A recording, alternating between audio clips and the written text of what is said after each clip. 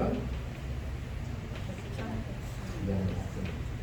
여러분 지피지기면 예, 지피지기면 백전백승이라는 고사성어를 들어본 적 있나요? 한 번도 안 들어봤어요.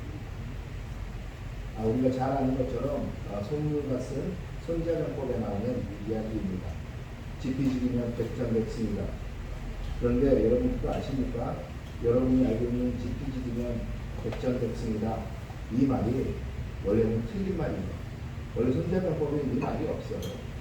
이 말이 없고 거기에 있는 것은 무엇이냐면 지피지기면 백전 백승이 아니라 백전 불패다 하고 있어요. 지피지기면 백전 불패다.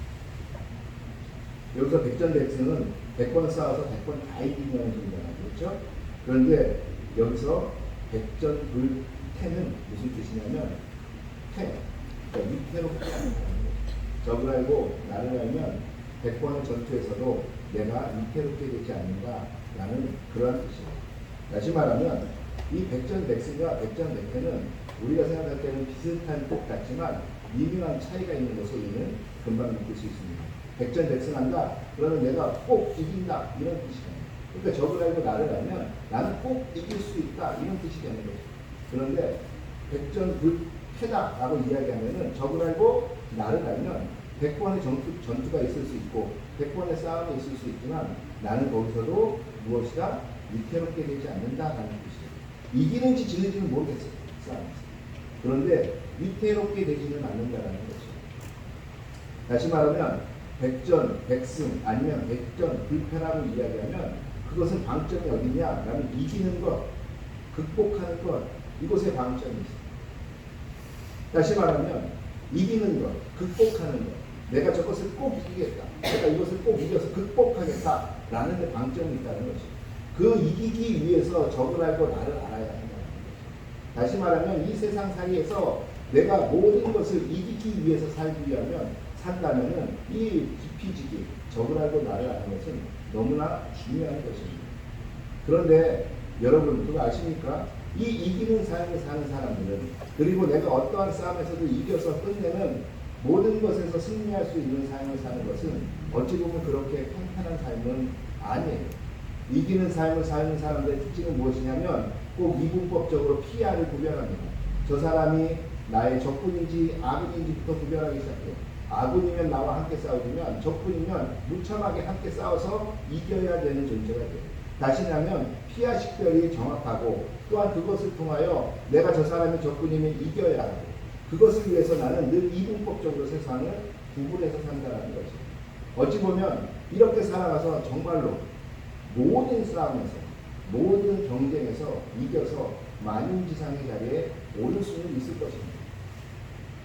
그러나 그 만인지상의 자리에 올랐다고 과연 그 사람의 삶은 행복합니까? 라고 물어본다면 그 질문에 대한 대답은 행복합니다. 라고 대답할 수 있을까요?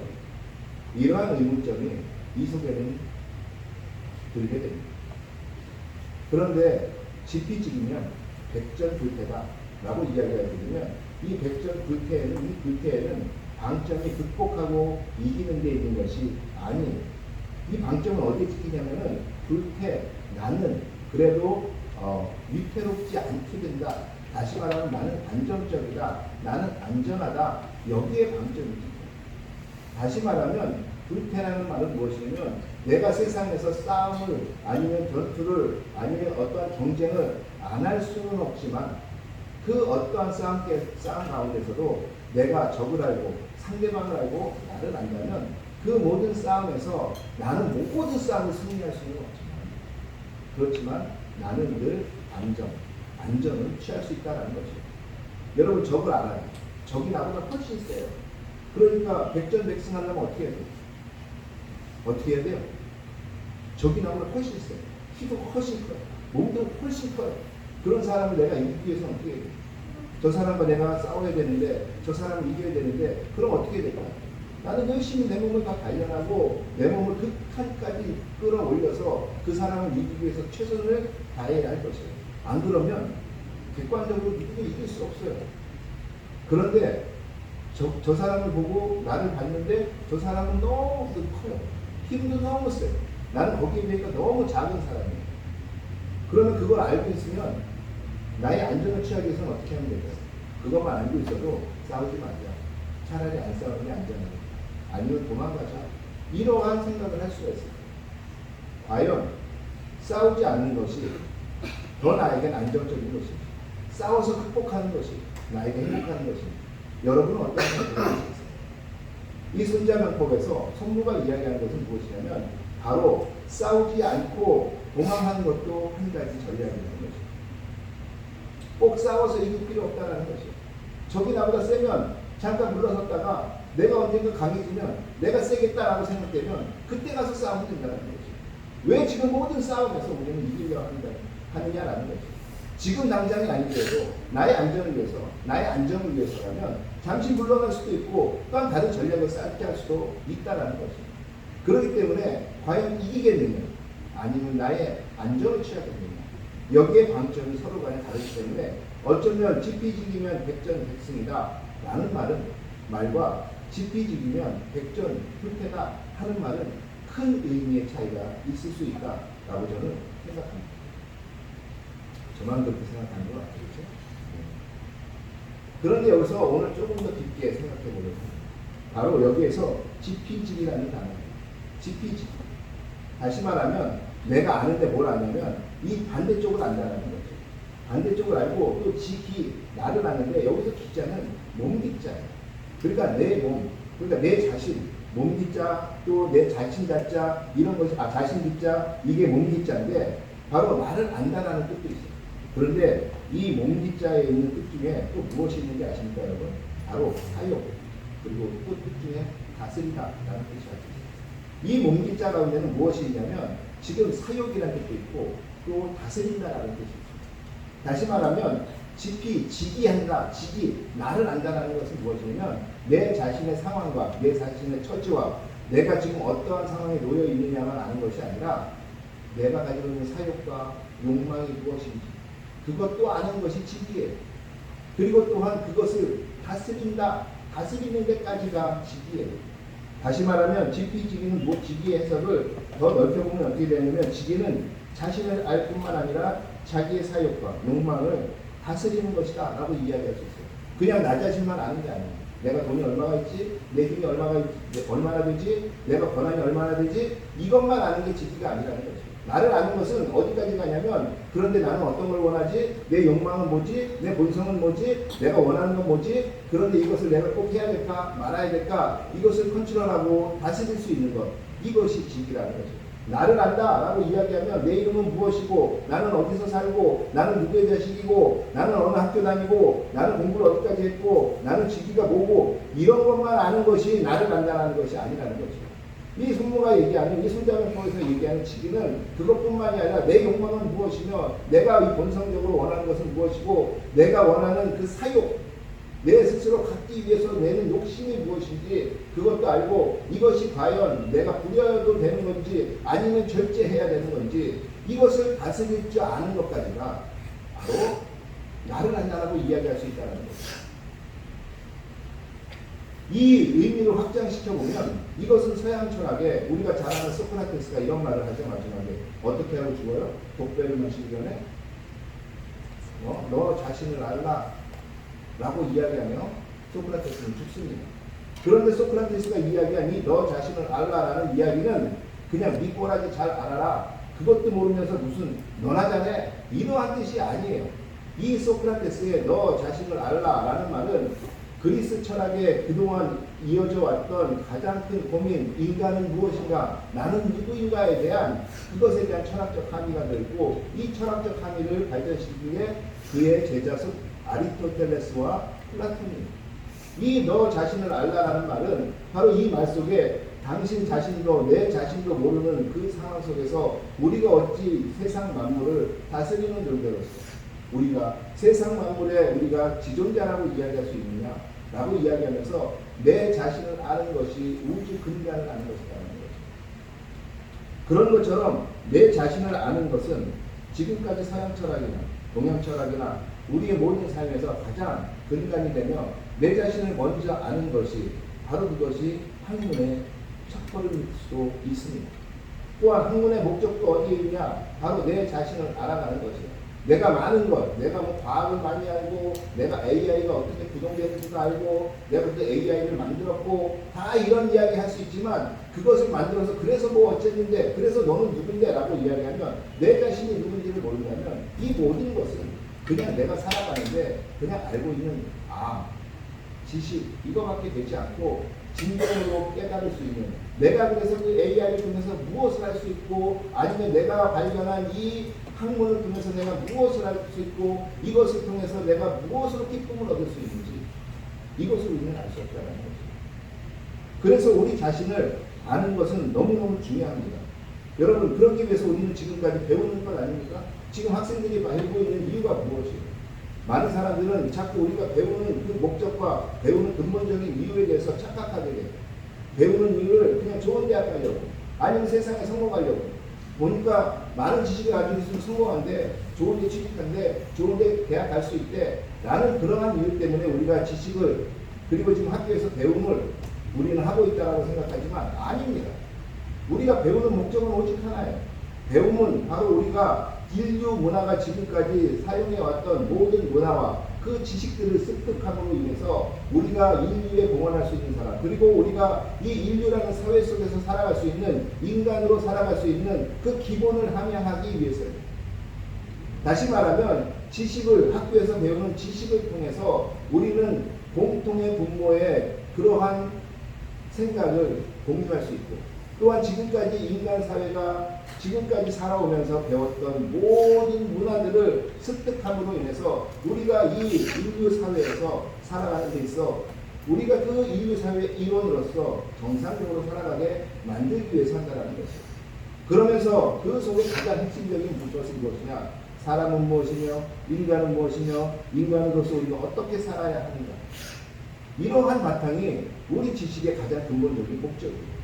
여러분들이 지식을 배우는데 나는 누구인지도 모르고 관심도 없고 그냥 나는 좋은 학교와 좋은 직장과 또한 많은 재물만을 원하기 때문에 지식을 한다면 그 지식은 여러분들에게 여러분의 삶을 어찌 보면 백전백승하듯이 여러분의 삶을 조금 더 높은, 사람들이 욕망으로서 높은 곳에 여러분을 데려다 줄 수 있을지 몰라도 여러분 자신이 만족하며 살아가는 그러한 학문이 될 수 있을까라고 이야기한다면 그것은 의문부호를 우리는 던질 수 있다는 것이죠. 여러분, 인간은 누구입니까? 우리가 배울 때 인간은 이렇게 배웠어요. 인간은 생물학적이나 그 자기의 생물학적으로 우리는 제약된 몸을 가지고 태어났지만 인간은 그 모든 것을 극복해오면서 그리고 그 한계를 극복하면서 지금까지 여기까지 살아온 존재, 그 존재가 인간이라고 우리는 학문적으로 배워왔어요. 우리가 잘 아는 것처럼 철학의 시작도 어디냐? 과연 나는 누구인가? 에서 시작하는 것이 철학이에요. 모든 것의 출발점은 인간은 내 존재, 나의 존재의 본질이 어디서부터 왔는가? 내 존재의 본질은 무엇인가? 라는 데서 의문을 가지면서 시작하는 게 학문도 그렇고 철학도 그렇고 인간 세상의 모든 것의 시작은 여기서부터입니다. 여러분은 여러분 자신을 잘 아십니까? 우리 성경 공부할 때도 제가 여러분께 여러분 자기 자신에 대해서 설명해 보세요 라고 이야기하면 저는 누구이고 이름은 뭐고 이런 얘기 많이 하잖아요. 그런 외적인, 외부에서 여러분에게 규명해 준 외적인 모든 여러분의 그 의미를 다 떼어내고 난다면 과연 여러분 자신을 설명할 수 있는 것이 얼마나 될까요? 여러분의 이름, 다시 말하자면 여러분의 이름은 여러분을 위해서 만든 것은 아니에요. 여러분의 이름은 외국 사람들이 여러분의 존재를 증명해 주기 위해서 만든 것이 여러분의 이름입니다. 여러분의 이름 떼고 여러분의 부모 떼고 여러분의 가정 떼고 여러분의 고향 떼고 여러분의 학교 떼고 여러분의 모든 주변의 환경을 다 떼어버린다면 과연 나는 누구지라고 설명해 보실 수 있습니까? 이것을 명확하게 설명하고 싶어하는 게 인간입니다. 그래서 시작한 것이 철학이고 그래서 시작한 것이 학문이고 이 모든 것이 거기서 시작했는데 결론은 무엇이냐? 인간은 철학적으로도 그냥 인간은 뭐예요?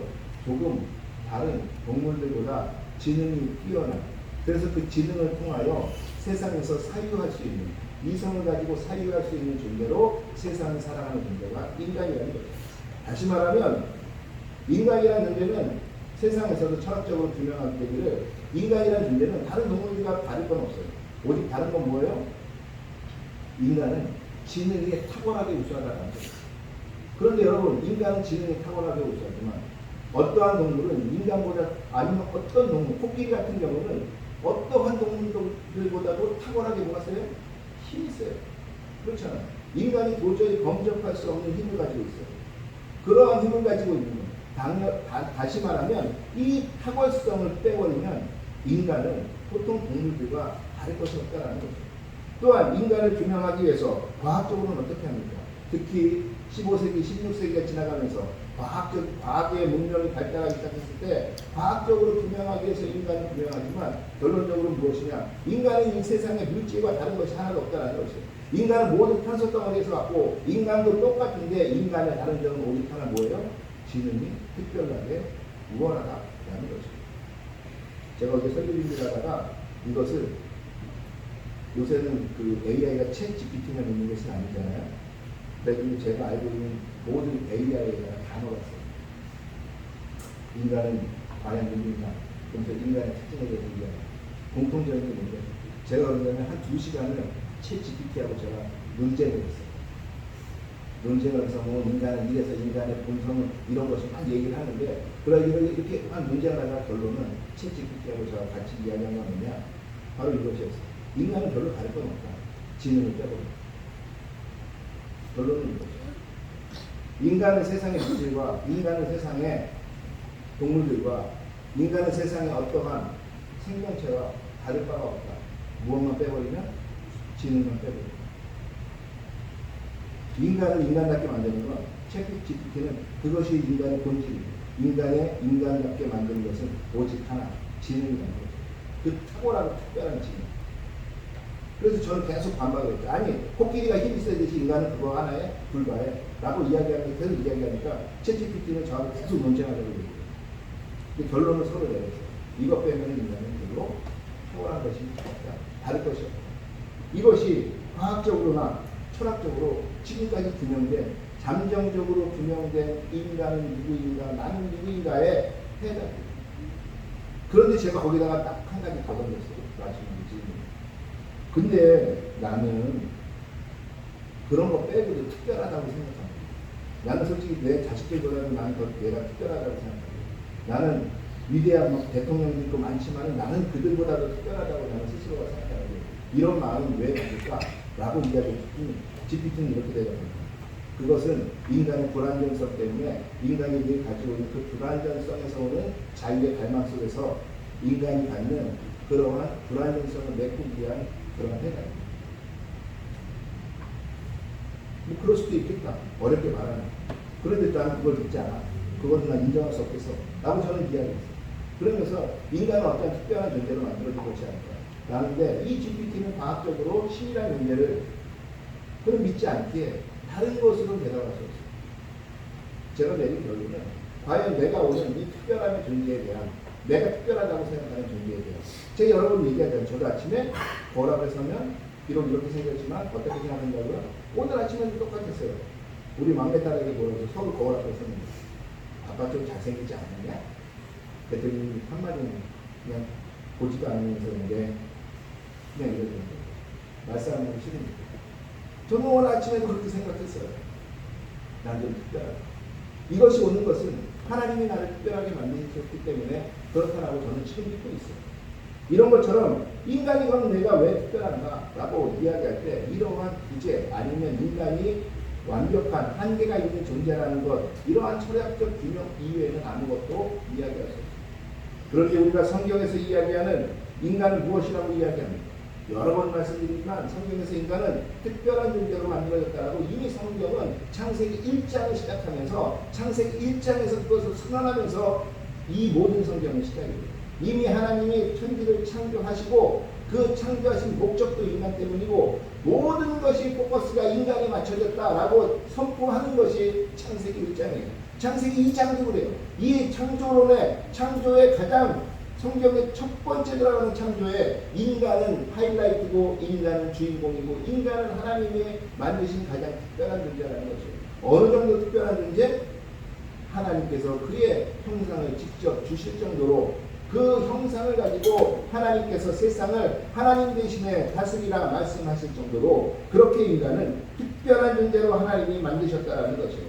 다시 말하면 인간 자체를 하나님이 특별한 존재로 만드셨기에 우리는 오늘도 본능적으로 나를 특별하게 생각한다는 것이에요. 나는 비록 돈이었고, 나는 비록 키도 작고, 나는 비록 이렇게 얼굴도 동그랗고 크고, 그리고 제가 좀 통통해 보여도 저는 날마다 거울 앞에 있을 때 나는 잘생겼다고 생각하고, 저는 날마다 다른 사람보다 어찌 보면은 나는 그래도 좀 특별해, 나는 그래도 꿀릴 건 없어 라고 생각할 수 있는 것은 무엇이냐? 하나님이 나를 특별하게 만들어 주셨기 때문에, 하나님이 나뿐만 아니라 여러분을 특별하게 만들어 주셨기 때문에 그 특별함에 하나님의 말씀에 그 본능이 우리 속에 그대로 남아있기에, 그래서 저는 인간은 특별하다고 생각합니다.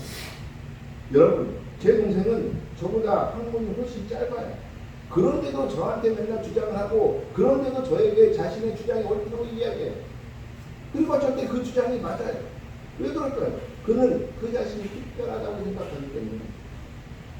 성경은 말하기를 우리는 특별하게 창조됐다고 이야기합니다. 인간은 특별하게 창조되었고, 그 특별하게 창조된 인간, 그 인간을 하나님이 창조 때 보시고 기뻐하셨더라 라고 성경은 이야기한다는 거죠. 그런데 그 인간이 어떻게 됐어요? 특별하게 창조된 인간이 그냥 세상의 만물들과 동일하게 되기 위해서 죄를 지어버렸어요. 이제는 특별한 존재가 아니라 그 특별한 존재에서 그냥 세상 만물과 똑같은 그러한 존재가 되어버렸어요. 어차피 하나님을 떠나 이 세상의 만물들 그냥 죽으면 아무것도 없어질 그 무의미한 존재로 인간이 성경을 떨어졌다는 얘기입니다. 바로 특별한 존재로 만들었지만 우리는 우리 스스로가 특별함을 버리고 어떻게 되냐면 세상과 그냥 동일한, 그래서 세상적으로 따져보면 우리는 본능적으로나 모든 것이 세상의 다른 생명체와 다를 바 없이 우리의 그 비상적인 탁월한 지능을 빼버리면 그냥 우리는 세상에 있는 그 어떤 동물들보다도 연약한, 그리고 어떤 생명체보다도 우월할 수 없는 그러한 똑같은 존재를 우리 스스로가 만들어버린 거예요. 그렇지만 우리는 어떻게 됐죠? 우리가 계속해서 우리가 설교 시간에 9월달부터 우리가 논했지만 하나님께서는 특별한 방법으로 우리를 구원하게 하시고, 하나님께서는 우리를 거듭나게 하셔서 우리가 거듭난 자, 그 거듭난 자가 곧 누구라 그랬어요? 그리스도인들. 이제는 거듭나 다시 하나님 앞에 나아갈 수 있는 자가 되었고, 그 하나님 앞에 나아가는 자로서 우리는 세상을 산 자라고 이야기했습니다. 그러면 여기서 다시 한번 우리는 질문을 해요. 그러면 특별했지만 우리가 원래 세상과 똑같이 되었다가 다시 거듭나여져서 우리가 사는 사람은 그럼 성경은 뭐라고 이야기하느냐? 라는 것입니다. 여기서 첫째 성경은 무엇이라고 이야기하느냐? 성경은 우리는 하나님의 자녀라고 이야기합니다. 여러분, 하나님이 세상을 창조하시고 인간을 창조하시고 그 어디에 이후에 인간이 타락하기 전까지 너는 나의 자녀다 라고 이야기하신 적이 없어요. 그런데 예수께서 죽으시고 예수께서 부활하시고 예수께서 하늘에 승천하시며 하나님이 우리에게 말씀하시는 것은 무엇이냐면 바로 너는 내 자녀다. 너는 양자의 피를 이어받은 땅의 상속자다 라고 하나님이 우리에게 말씀합니다. 우리 거듭난 자들의 신분은 무엇이냐? 우리 거듭난 자들의 우리 인간은 무엇이냐라고 물어볼 때 우리는 이렇게 대답할 수 있다는 것이에요. 우리 그리스도인들은 나는 이전까지는 세상에서 똑같은 너희 같은 존재로서 살아갔지만 이젠 그렇지 않아. 나는 하나님의 자녀야 라고 이야기할 수 있다는 거죠. 오늘 우리가 예배를 시작할 때 읽었던 그 요한복음 1장에 나오는 그 12절 13절에 이렇게 이야기하지 않습니까? 영접하는 자, 곧 그 이름을 믿는 자들에게는 하나님의 자녀가 되는 권세를 주셨으니 이는 혈통으로나 육정으로나 사람의 뜻으로 나지 아니하고 오직 하나님께로부터 난 자들이다. 이것은 혈통으로 육적으로도 난 것이 아니라 오직 하나님께로부터 난 새로운 사람들이라는 것이에요. 비록 나는 똑같은 어제와 똑같은 삶을 살고 있고 내가 예수를 모를 때와 나는 똑같은 삶을 사는 사람 같지만 그 의미적으로 완전히 다른 존재가 됐다는 것이에요. 무엇이냐? 그 이전에 그냥 보잘것없는 하나의 생명체, 보잘것없는 죽을 수밖에 없는 그러한 똑같은 세상의 물질과 똑같은 존재였다면 이제는 그러한 존재가 아니라 하나님께로부터 나온 하나님의 자녀가 되었다.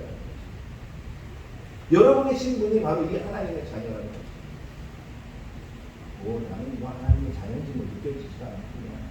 저는 하나님의 자녀가 되는 것보다 이론의 자녀가 되는 게 좋겠어요. 뭐 이렇게 생각하시면 어쩔 수 없지만 우리는 하나님께서 세상을 창조하신 하나님께서 너는 나의 자녀다 라고 이야기하시는 그러한 신분을 부여받은 자가 바로 그리스도인, 바로 거듭난 자들이라는 거죠. 그러면 하나님이 우리를 자녀 삼으신 이유는 무엇일까요? 그것은 바로 하나님께서는 그 하나님이 천지를 창조하실 때 우리에게 부여하셨던 그 하나님의 아름답고 선한 일을 다시 하도록 우리를 부르셨다는 것이에요.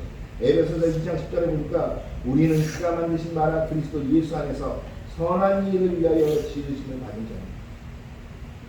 우리는 그리스도 예수 안에서 예수처럼 선한 일을 하기 위해서 하나님께서는 우리를 다시 부르셨고 우리는 자녀 삼아주셨다는 것이에요. 그렇기 때문에 우리는 하나님의 자녀로서 살아간다는 자부심과 긍지를 가지고 있습니다. 여러분이 이재용 씨랑 얼마나 자부심과 긍지를 가지고 있어요?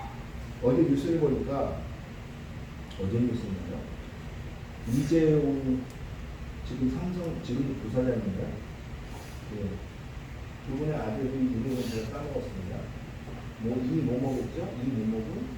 이모모군이 그 해군 장교로 그냥 입대를 했어요.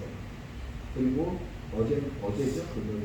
그저께구나. 금요일이 그 해군 장교 그 훈련을 다 받고 퇴소하면 드디어 장교로서 바꾸게 하나 붙이는 그러한 날이었던 것 같아요.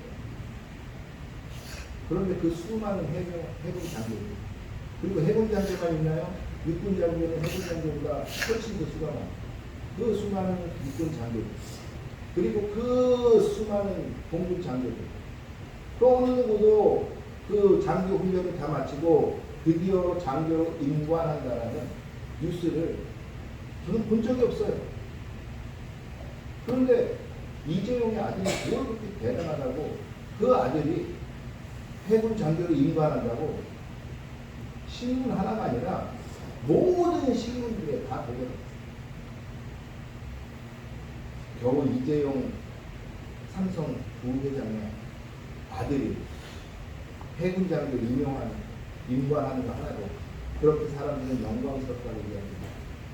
우리는 만물을 지으신 하나님 우리에게 말씀하시기를 너는 내 자녀야 라고 이야기하는데 아무런 감흥이 없어요. 우리 디사이플들 성도들 때 보니까 다른 분들은 아무 감흥이 없는 것 같아요. 두 번째로 우리의 신분은 무엇이냐? 바로 우리는 순결한 그리스도 예수의 신부라는 것입니다. 주님 오실 때까지 우리는 정결한 신부가 되어야 하며 또한 예수는 우리의 신랑이 된다라고 성경은 이야기합니다.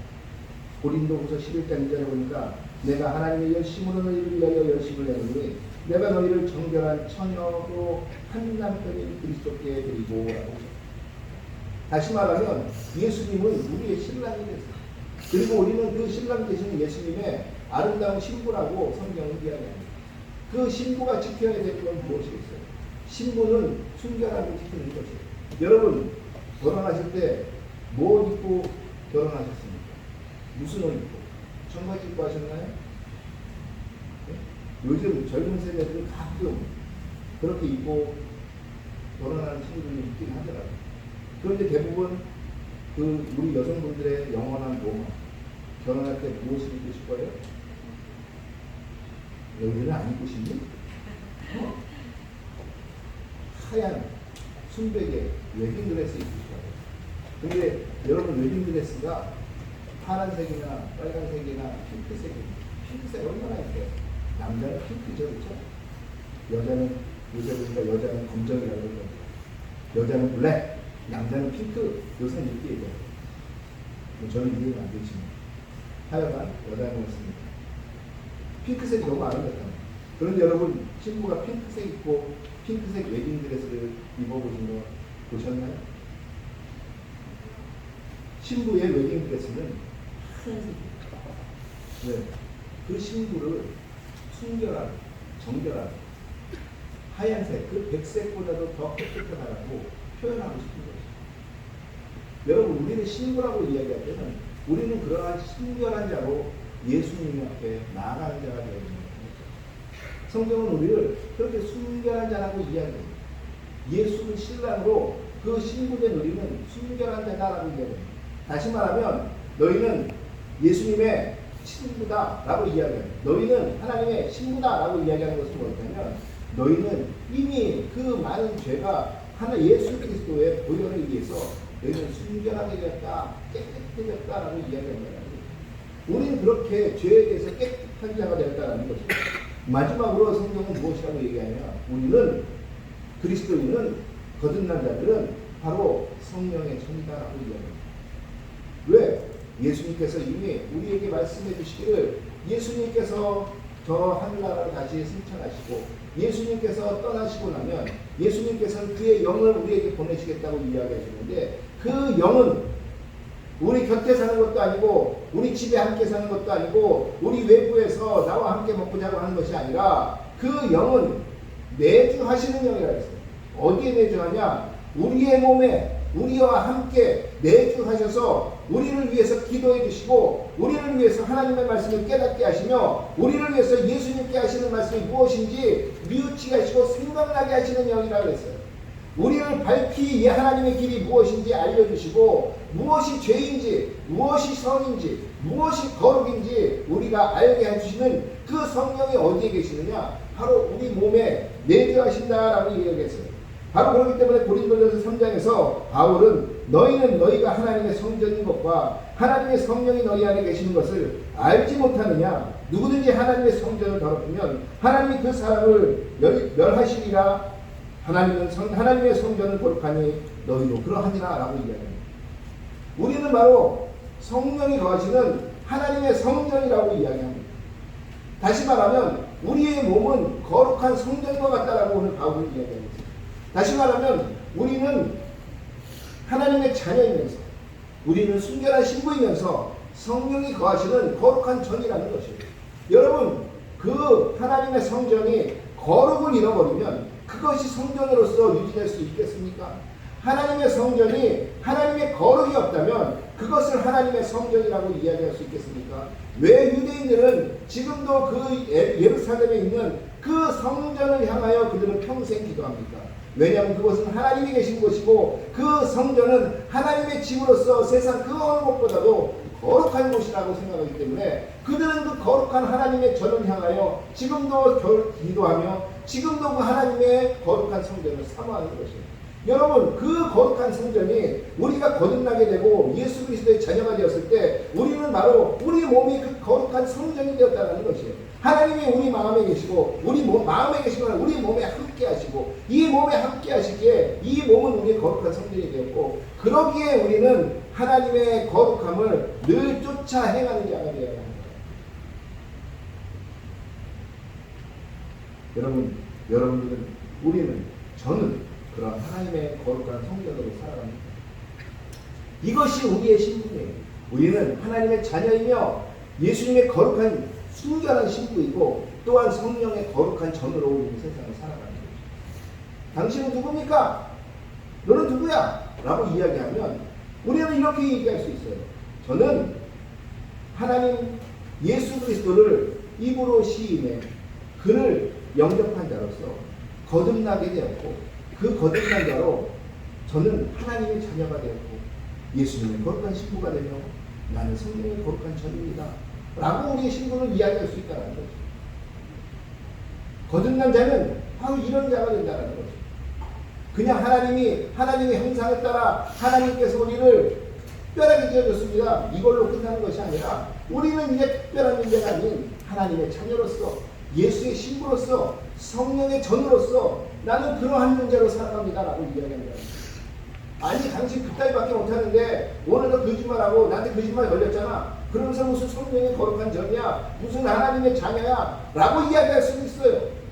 그러나 하나님의 말씀은 그럼에도 불구하고 그것을 보지 않으시고 하나님은 예수 그리스도의 그 보혈의 피 그리고 예수 그리스도의 그 하나님의 순종을 보시고 우리를 하나님의 자녀로 삼아주신다는 거예요. 예수 그리스도를 빼면 우리는 하나님의 자녀가 될 수 없어요. 예수 그리스도를 빼면 우리는 그분의 거룩한 신부가 될 수도 없고 예수 그리스도를 빼고서는 우리는 하나님의 거룩한 성령의 전으로 살아갈 수가 없어요. 그렇게 우리는 성령의 전으로 하나님의 자녀로 예수의 거룩한 신부로 살아가기 위해서는 예수 그리스도를 닮은 자, 그분을 날마다 입으로 시인하며 그분이 어떻게 살아가는지 알기 위해서 우리는 이렇게 살아갑니다. 여러분은 어떠한 자신의 존재를 증명하며 살기를 원하십니까? 여러분은 오늘도 당신은 누구입니까? 당신은 당신 자신을 압니까? 당신은 지피지기 합니까? 라고 묻는다면 여러분들은 과연 어떻게 대답하시겠습니까?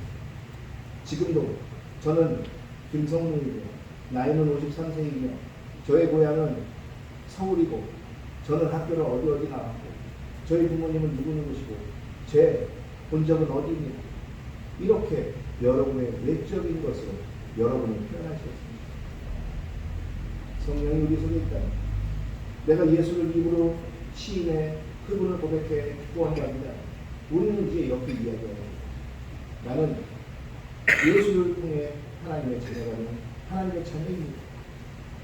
나는 예수를 통해 그분의 거룩하고 순결한 신부가 된 자입니다. 비록 내게는 많은 죄가 있는 것 같지만 그 예수 그리스도를 통하여 순결한 자가 되었습니다. 또한 내 속에는 오늘도 거룩한 주의 영이 계시오. 나는 거룩한 주의 성령의 전으로 살아가고 있습니다. 이것이 우리의 신분이라는 것입니다. 이 신분, 어찌 보면 삼성의 이재용이 아니보다 더 우리의 마음을 뛰게 하는 신분이 아니겠습니까? 영원이라는 시간 속에서 보면 우리가 살아가는 60세, 70세, 아니면 90세, 100세는 찰나의 시간이 되지 않습니다. 이 찰나의 시간 속에서 나의 사욕을 다스리지 못해 나를 몰라 그 찰나의 시간에 나의 가장 중요한 복을 놓치면 이 얼마나 영원이라는 시간 속에서 볼 때 억울하고 원통한 시간이 되겠습니다. 여러분, 이 찰나의 시간에 우리가 누군지 정확하게 아셔야 합니다. 나는 하나님의 거룩한 자입니다. 나는 예수 그리스도의 순결한 신부입니다. 그리고 나는 성령이 거하시는 성령의 거룩한 전입니다. 내가 어찌 예수를 부인할 수 있겠습니까? 내가 어찌 예수를 빼고 이 세상에서 나의 존재를 이야기할 수 있겠습니까? 이 찰나의 고백이 여러분의 영혼의 삶에 복이 될 것이라 믿습니다. 그러한 복을 누리며 살아가시는 저와 여러분에게 주의 이름으로 축원하겠습니다. 그러한 복을 통하여 세상 가운데 진정한 인간의 존재가 무엇인지 규명하는 그 의미를 보이며 살아가는 저와 여러분에게를 주의 이름으로 축원하겠습니다. 축원하겠습니다.